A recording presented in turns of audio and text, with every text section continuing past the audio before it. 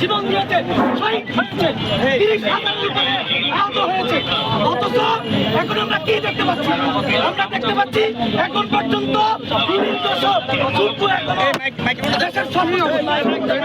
আমরা কি এটা মেনে নিব?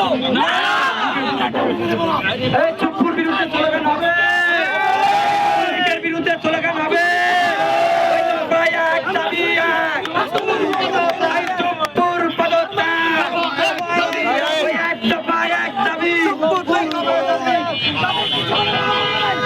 আমরা দেখতে পাচ্ছি পরতে পরতে স্তরে স্তরে ফ্যাসিবাদের পুনর্বাসন হচ্ছে।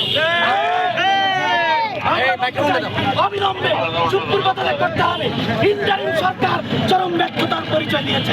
আমরা বলতে চাই ইন্টারিম সরকার ডক্টর ইউনূস এবং কেউ যোগ্য নাই।